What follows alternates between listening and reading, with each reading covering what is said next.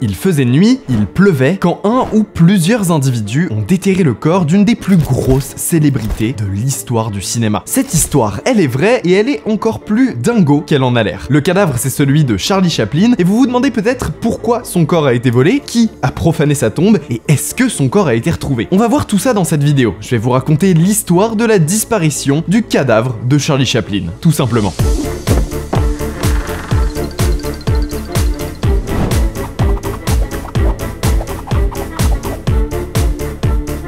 Mais avant tout, un petit mot de notre sponsor HelloFresh qui vous propose une réduction pas piquée des hannetons de 80 € sur vos 3 premières box commandées. Je suis très heureux de refaire un partenariat avec eux parce que mon avis sur leur service n'a pas bougé. C'est toujours de la bombe. Si faire les courses ça vous saoule et que vous faites toujours la même chose à manger en boucle, HelloFresh c'est le meilleur plan pour vous. C'est pas cher et c'est encore moins cher avec mon code promo. Les recettes sont toutes excellentes, je suis jamais tombé sur un truc qui m'a déplu et pourtant j'ai fait beaucoup de recettes avec HelloFresh. Et le concept est juste trop pratique en fait. Vous commandez vos recettes sur l'application ou sur leur site internet, il y a un panel de choix super large avec par exemple des recettes végétariennes, des recettes qui prennent plus ou moins de temps à préparer, donc vous sélectionnez ce que vous avez envie de manger, c'est livré chez vous, vous ouvrez votre box et vous avez toutes vos recettes prêtes à être cuisinées dans des sacs. Il vous suffit juste de suivre les instructions des recettes qui sont incluses dans votre box. La qualité des produits est top, c'est super frais, et en même temps c'est dans le nom, et c'est vraiment sympa de pouvoir faire la cuisine facilement avec ses proches. Et tout ce que je vous dis là, bon c'est peut-être une pub, mais je le pense vraiment. J'ai vraiment kiffé faire la cuisine avec mes proches, ne pas avoir à faire les courses et me sentir super chaud en cuisine parce que les plats sont toujours super bons. Et pour le coup, les recettes sont très simples à suivre, donc c'est toujours 100% réussi. Bref, si vous voulez tenter HelloFresh avec 80 € de réduc sur vos 3 premières box, il y a un lien en description, sinon vous pouvez utiliser mon code promo NicoFood, vous m'en direz des nouvelles et maintenant on retourne à notre histoire. Avant qu'on entre dans le vif du sujet, revenons un petit peu en arrière au moment où Charlie Chaplin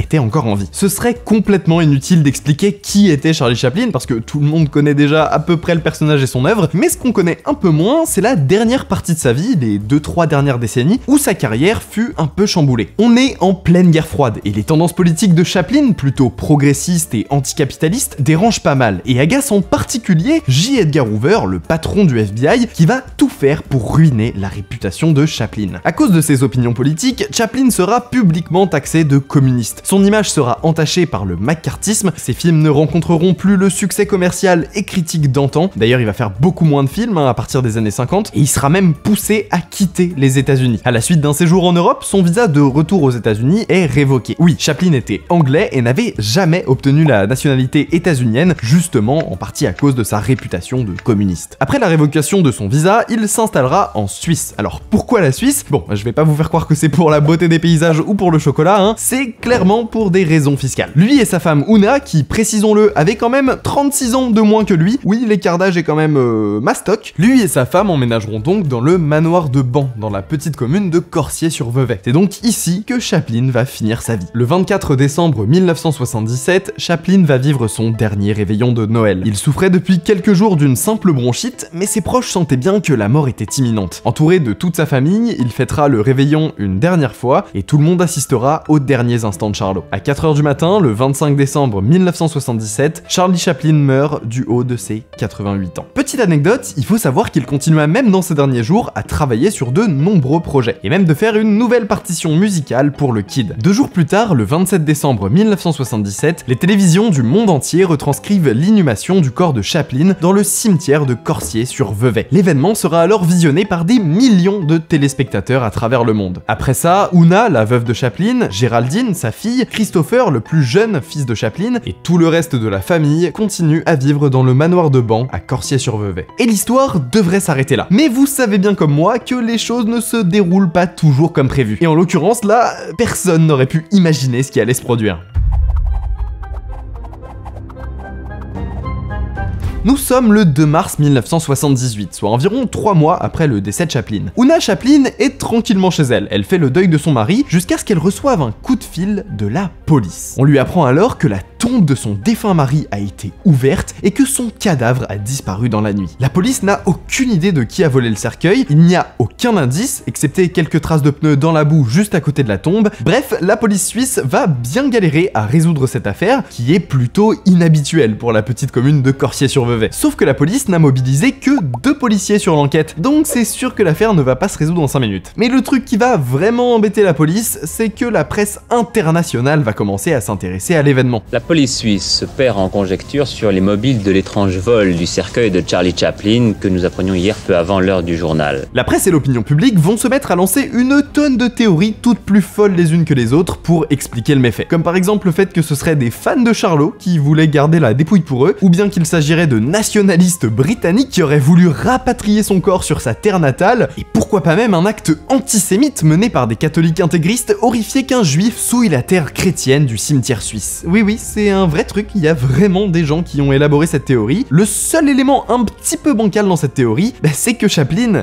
n'était pas juif. Ça élucubre donc dans tous les sens et tout le monde en vient à se forger sa petite opinion. En tout cas, c'est vrai que c'est super chelou. Pourquoi quelqu'un voudrait voler un corps? C'est quand même une bonne grosse idée de merde. Au début, l'enquête avance très doucement, mais la police va quand même recevoir une tonne de coups de fil provenant de médiums et de personnes affirmant qu'ils ont eu une illumination en visualisant l'endroit où se trouvait le corps de Chaplin. Bon, la police va quand même suivre quelques-unes de ces pistes un peu farfelues, mais évidemment, ils vont absolument rien trouver. Donc, les jours passent, mais malgré ça, toujours rien. Aucune nouvelle, le corps n'est pas retrouvé, il y a aucun suspect, en gros, l'enquête n'avance pas. C'est une énigme totale pour la police. La seule chose dont ils sont à peu près sûrs, c'est que la personne qui a fait ça avait sûrement un complice. Parce que va traîner un cercueil de 200 kilos, franchement ça se fait pas tout seul. Ce n'est que quelques jours plus tard que le premier élément de réponse va faire son apparition. Una va recevoir un second coup de fil, et cette fois, il ne viendra pas de la police, mais bel et bien du kidnappeur. Le ravisseur affirme qu'il est en possession du corps et il demande alors une rançon. Alors là, on va commencer à sentir un petit peu l'amateurisme du coupable, parce qu'au début, il demande 600 000 $, puis ensuite il va demander 600 000 francs suisses, ce qui n'est pas du tout le même montant, et il finit par demander 500 000 francs suisses pour rendre la dépouille de Chaplin à sa famille. Le mec est un peu indécis. Ce à quoi Una répondra grossièrement: bah non mon gars, t'es bien mignon, mais j'ai pas les thunes moi. Coup dur, le plan du voleur n'a pas du tout l'air de fonctionner. Mais il ne s'arrêtera pas là et il va continuer à échanger avec la famille pendant plusieurs semaines. Pourtant, la famille Chaplin ne cède pas au chantage. Ils veulent pas lâcher un centime. Pour s'assurer que le voleur est bien en possession du corps et que c'est pas juste un imposteur, la famille va demander des photos. Le voleur avait bien pris une photo du cercueil le soir du vol et c'est cette photo qu'il va envoyer à la famille.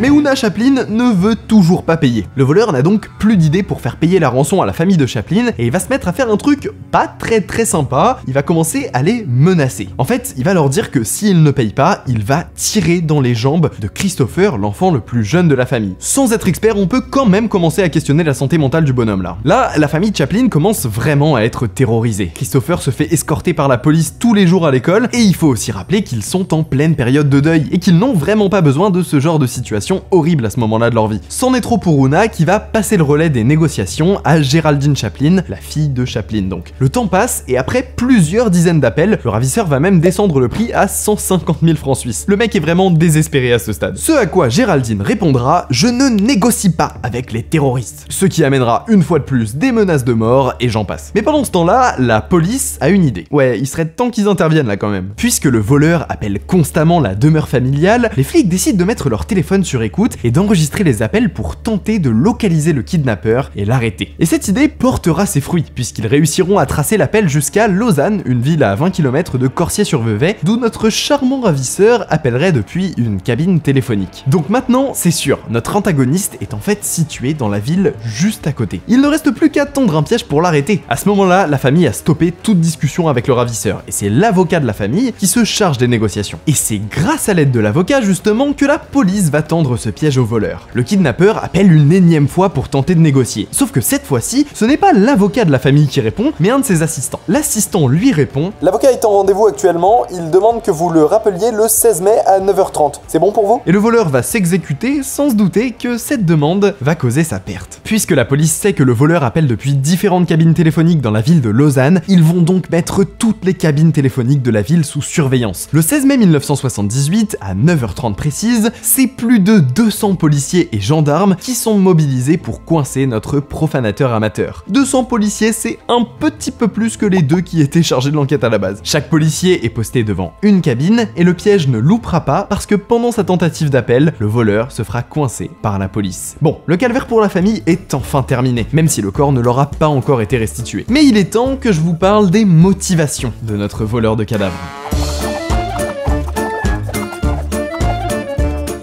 Mais alors, qui a bien pu faire une chose pareille? Eh bien cet homme c'est Roman Vardas, un Polonais mécanicien de 24 ans, réfugié politique, qui n'a qu'un seul rêve, avoir son propre garage à son nom, devenir son propre patron et réussir sa vie. Est-ce que vous la sentez venir la douille? Mais le problème, c'est qu'il est complètement fauché. Lui vient alors une idée absolument brillante. En lisant le journal, il découvre qu'un truand italien avait déterré le corps d'un de ses ennemis pour faire chanter la famille, ou encore qu'un autre avait volé l'urne de Maria Callas en plein cimetière du Père-Lachaise. Qu'à cela ne tienne, se dit-il, et pourquoi pas faire tout pareil moi aussi pour me faire un joli paquet de pognon. Mais il faut qu'il trouve quelqu'un qui serait mort assez récemment, qui serait susceptible de lui rapporter un max. Et quelle personnalité décédée Roman Vardas a-t-il choisi? Je vous le donne en mille, Charlot. Ouais, faut suivre un peu là quand même. Revenons donc un petit peu en arrière pour vous expliquer comment il a fait. Environ 3 mois après l'enterrement de Chaplin, Roman va proposer l'idée à son ami Gancho Ganev, un réfugié bulgare, lui aussi mécanicien. Dans un premier temps, Gancho Ganev va émettre quelques réserves quant à l'idée farfelue de son ami. Ouais, faut avouer que ça sent quand même l'idée de merde à des kilomètres, hein. Mais finalement, le jeune Polonais parvient à convaincre son ami qu'il possède un scénario imparable pour ramasser un bon pactole. Et les voilà partis pour voler le cercueil de Chaplin. C'est dans la nuit du 1er au 2 mars que vers 1h du matin, ils se retrouvent à partir au cimetière de Corsier-sur-Vevey avec leur break pour déterrer le cercueil de Charlot. Ils se mettent alors à creuser le plus silencieusement possible avant de traîner le cercueil de 200 kg vers leur véhicule stationné dans l'allée centrale du cimetière. Alors d'après les infos que j'ai trouvées, leur plan à l'origine c'était de déterrer le cercueil, puis de creuser un trou un peu plus profond pour le réenterrer quelques mètres en dessous et de le recouvrir de terre pour faire croire qu'ils avaient volé le cercueil alors qu'en fait,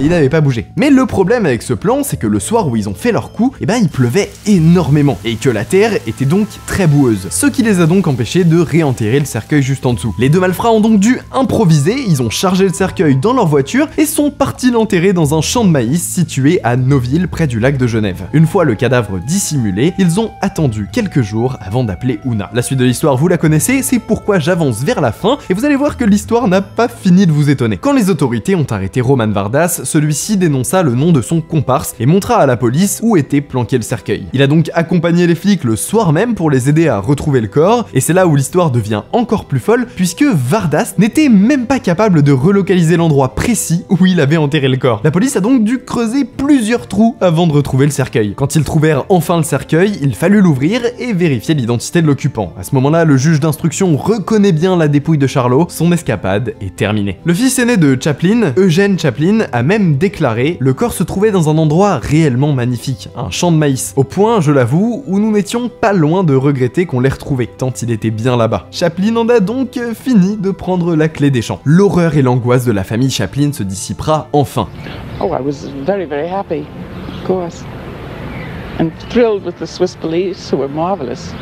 They kept on the job, for 2 months. I got discouraged, but they didn't. Son corps sera inhumé une seconde fois lors d'une cérémonie intime dans le cimetière de Corsier-sur-Vevey, sous une plaque de béton de 2 mètres de long, histoire d'être bien sûr. Roman Vardas sera condamné à 4 ans et demi de prison et son camarade Gancho à seulement 18 mois. Ils enverront pendant leur incarcération plusieurs lettres d'excuses à la famille de Chaplin qui leur accorderont finalement leur pardon. Dans le monde du cinéma, il y a eu beaucoup d'histoires de vols, et c'est pas toujours des vols de cadavres, je vous rassure. Et ma préférée, celle que je trouve la plus incroyable, c'est un vol qui implique le FBI, une petite ville du Minnesota, et la paire de chaussures la plus chère de l'histoire. J'en ai déjà fait une vidéo que je vous laisse regarder juste ici. Vous me direz quelle histoire vous avez préférée. N'oubliez pas qu'avec le code NICOFOOD, vous avez 80 € de réduction sur vos 3 premières box HelloFresh. Pour accéder à l'offre, rien de plus simple, vous cliquez tout simplement sur le lien dans la description. Et au passage, je voulais dire un grand merci à Tom qui a écrit cette vidéo. On se retrouve la semaine prochaine pour une enquête sur laquelle je bosse depuis plus d'1 mois. Je veux pas trop vous teaser, mais ça va être du lourd. Moi je vous dis à la prochaine, ciao.